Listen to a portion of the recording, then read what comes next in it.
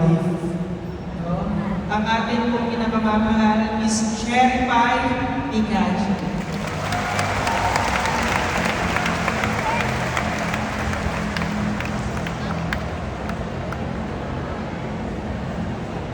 Payat yan ah. Ganda yan. Grabe. Magandang gabi po sa kanilang lahat. Magandang gabi po. Kamusta po kayo? Bakit din po, kumusta?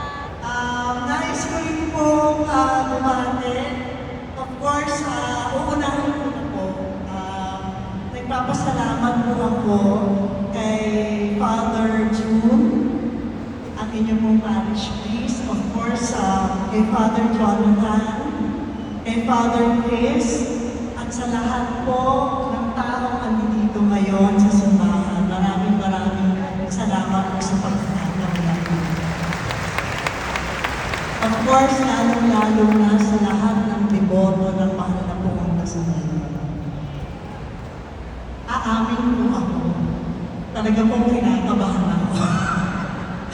Ang tagal na po bago po ako nagsalita. It's been 3 or 4 years. Dati po nagbibigay po ako ng talk, tapos po nahinto po ako. Ngayon lang po ako ulit. Talagang hindi ko po hindi na mahal na po ang Nazareno.